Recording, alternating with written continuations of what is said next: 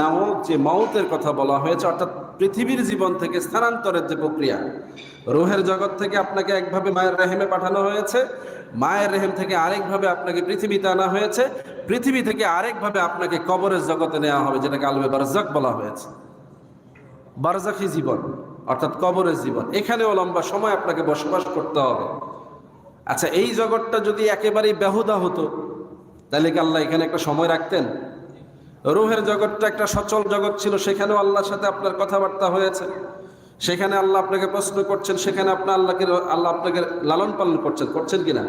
রুহগুলো ওখানে কিভাবে বেঁচে আছে? তাদেরও একটা খোরাক নিশ্চয়ই আল্লাহ দিচ্ছেন নাকি? এখন রুহের খাবার কি আমরা তো জানি না, ওটা রুহের জগতে যারা খায় তারা জানে।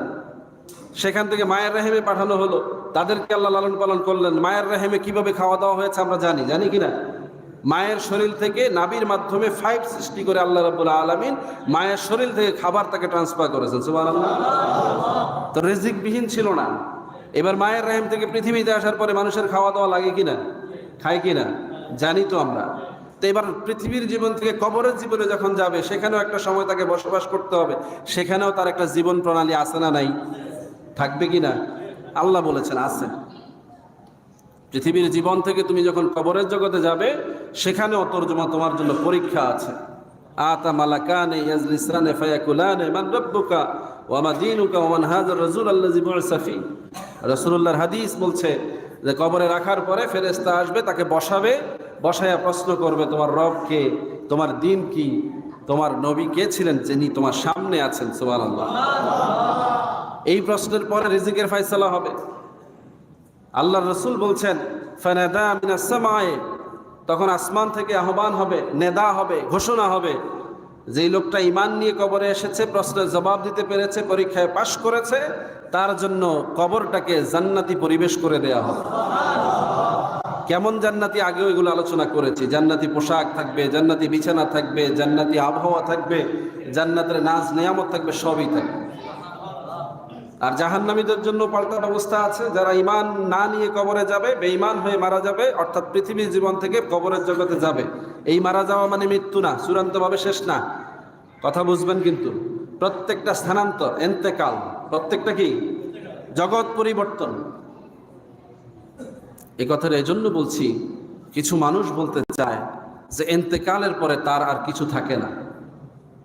তাহলে রুহুটা কোথায় গেল?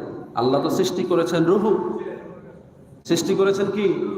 রুহু যতক্ষণ আছে ততক্ষণ তো প্রাণই আছে, রুহুটাই তো প্রাণ। তাহলে মৃত্যু হলো কোথায়? আপনি যেইভাবে মউতটাকে অন্বেষণ করতে চাচ্ছেন, ওই মউতের কথা আল্লাহ আপনাকে বলেন নাই। আল্লাহ বলছেন রুহু আমি সৃষ্টি করেছি অনন্তকালের জন্য। এই রুহুটাই স্থান পরিবর্তন করে করে বিভিন্ন কায়া ধারণ করে শেষ পর্যন্ত জান্নাতে এই রুহুটাই যাবে। কি বলে দেখি না? এখন কবরের জগতে এই রুহুটার স্রোত কি হবে? আল্লাহ রসুল বলেছেন কোন শরীরগুলো পচে গেলে শেষ হয়ে যাবে, একটা অংশ জ্বলবে না, একটা অংশ পচবে না। সেটা হচ্ছে তার শরীরের একটা বিশেষ হাড্ডি, যেটাকে মেরুদণ্ডের শেষ মাথায় যে একটা কশেরু বলেন একটা ছোট্ট হাড্ডি আছে, এটা কখনোই ধ্বংস হবে না। সুবহানাল্লাহ।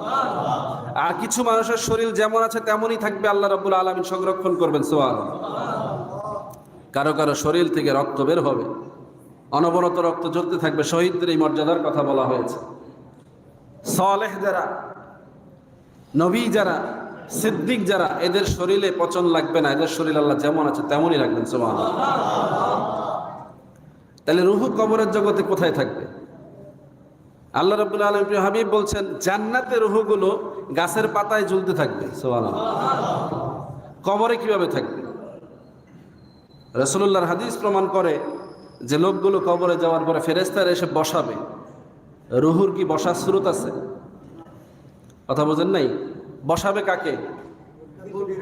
বডিটাকে বসাবে। আপনি যখন কবরে রেখে আসতেন সাথে সাথে তার বডি পচে যাচ্ছে না, তাহলে বডিটাকে বসাবে। এই বডিতে তখন কি রুহু থাকবে কি থাকবে না? তাহলে জবাব দিবে কে? রুহুটা যদি না থাকে তাহলে জবাবটা দিবে কে? প্রশ্ন তো করা হবে। কথা বুঝে আসছে কিনা? তাইলে সমাধান কি? আজরাইল এসে আপনার রুহুটাকে কবজ করে নিয়ে গেল কোথায়? আসমানের দিকে অথবা সিজ্জিলের দিকে, ইল্লিনে অথবা সিজ্জিলে নিয়ে যাওয়া হলো। পরবর্তীতে আপনি যখন কবরে তার বডি রেখে দিলেন, ফেরেশতা তার রূহটাকে আবার তার বডিতে ফিরাই দিল। সুবহানাল্লাহ। তখন তাকে প্রশ্ন করলো, প্রশ্নের জবাব পেয়ে গেল। এবার এই প্রশ্নের আলোকে ফেরেশতারা নেদা করে দিল, হয় জান্নাতি নয় জাহান্নামী। শুরু হয়ে গেল বারজাকি জীবনের কর্মকাণ্ড। সেখানে তার জন্য কি জান্নাতি পরিবেশ, জান্নাতি আবহাওয়া, জান্নাতি পোশাক, জান্নাতি রিজিকের ব্যবস্থা। সুবহানাল্লাহ। রাসূলুল্লাহর হাদিস বলতেছে, কবরবাসীদেরকে যখন কবরে রাখা হবে, এই প্রশ্ন টশ্ন শেষ করে জান্নাতি পরিবেশ দেওয়ার পরে তাকে বলা হবে, নামকা নাওমাতুল আরস, বান্দা তুমি পৃথিবীতে অনেক পরিশ্রম করে কবরের জগতে এসে আল্লাহর দেওয়া প্রশ্নের জবাব দিতে পেরে আল্লাহর পক্ষ থেকে সন্তুষ্টচিত্ত বান্দা হয়ে তুমি ঘোষিত হয়েছ, তোমার জন্য জান্নাতের সুব্যবস্থা হয়েছে, এবার তুমি ঘুমাও যেভাবে বাসর করে দুলা ঘুমায়। সুবহানাল্লাহ। রাসূলুল্লাহর ভাষা নামকা নাওমাতুল আরুস।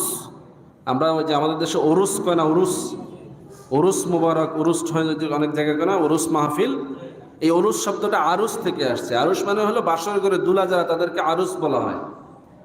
আর উরুস হচ্ছে দুলার জন্য যে আয়োজন, তাদেরকে দুলার এই আয়োজনটাকে উরুস বলা হয়। তো আমাদের দেশে যে উরুস মাহফিল হয়, এটা হচ্ছে যে তারা পীরকে দুলার মতো সম্মান করে ওই রকম একটা আয়োজন সাজাইয়া উরুস করে। এটা ভিন্ন বিষয়। এটা জায়েজ না জায়েজের প্রশ্নে পরে যায়। ওইটা শাব্দিক অর্থে হচ্ছে ওই রকম একটা দুনিয়ার একজন মানুষকে তারা মহব্বত করে, যেমন আপনারা বিয়ার সময় দুলা সাজায় তাকে নিয়ে নানান আয়োজন করেন না, এগুলো কি নাজায়েজ নাকি? কিন্তু এর মধ্যে কিছু খারাপ কাজ আছে না নাই? আজকাল বিয়ে শাদীর মধ্যে নাজায়েজ অনেক কাজ হচ্ছে, সেগুলো কোনো শরীয়ত না। কিন্তু দুলা সে যে বিয়ে করতে যাবে, এটা তো জায়েজ। কি জায়েজ না? দুলার সাজ রাসূলুল্লাহ নিজে গ্রহণ করেছেন, সাহাবা আসবেন দুলার সাজ যার যেমন সামর্থ্য ছিল। কথা বুঝতেছেন কিনা? কিন্তু নাচতে নাচতে যাইতে হবে, গান বাজায় যাইতে হবে, এগুলো তো শরীয়ত না। তাইলে যেই শব্দগুলোর প্রয়োগ এগুলো যথাযথ, কিন্তু এর মধ্যে যদি আপনি ভেজাল ঢুকাই দিয়া শব্দের দোতনা নষ্ট করে দেন, তাইলে এটা শব্দ নষ্ট হবে না, বরং আপনার আমল নষ্ট হবে। তো আরুস যারা, তারা ঘুমাবে। রাসূলুল্লাহর হাদিস বলছে, আমি হাদিসের রাওয়ায়াত বলতে পারছি না, সময় নেই। প্রত্যেকটার হাদিস আছে, সনদ আছে, কারো লাগলে আমার থেকে নিয়ে দেখে নিয়েন, অথবা অন্য সময় এটা শুনেন। এগুলো হাদিস থেকে বলতেছি। এবার লোকটা জেগে যাবে একটু পরে, যখন তাকে রাখা হবে কবরে, একটা সময় পরে তার ঘুম ভাঙবে, একটা সময় পরে। রাসূলুল্লাহ সাল্লাল্লাহু আলাইহি ওয়াসাল্লাম বলছেন, এত লম্বা সময় হবে, এটা দুনিয়ার হিসাবে এটা একেবারে কিয়ামতের কাছাকাছি সময়। সুবহানাল্লাহ। কিন্তু লোকটার মনে হবে সে সকালবেলা ঘুমিয়েছে, এখন আসরের সময় হয়েছে, এই সময় তার ঘুম ভেঙে গেছে। সে ঘুম থেকে জেগে বলবে, আমি তো মাত্র ঘুমিয়েছিলাম, এখন তো আসরের ওয়াক্ত হয়ে গেছে, আমাকে নামাজ পড়তে দাও। সুবহানাল্লাহ। ওই জান্নাতি লোক কবরে নামাজ পড়তে চাইবে। সুবহানাল্লাহ। আর নবীদের ব্যাপারে তো বলেই আছে, নবীরা জীবিত, কবরে তারা নামাজ পড়েন, ইউরজাকুন, এবং তাদেরকে রিজিক দেওয়া হয়। সুবহানাল্লাহ। এগুলো কোরআনের আয়াত থেকে স্বীকৃত আছে, এই নিয়ে সন্দেহ করার কিছু নেই। সন্দেহ যেই জায়গায় তৈরি করা হচ্ছে যে কবরে যাওয়ার পরে কবরে আযাব টাযাব হবে না, নাউযুবিল্লাহ বলেন। আল্লাহ রাব্বুল আলামিন সূরা আনআমের মধ্যে কবরে যে আযাব হবে এটার একটা প্রমাণ দিয়েছেন। ফেরাউন ছিলেন তো নাকি? ফেরাউন কে ছিল?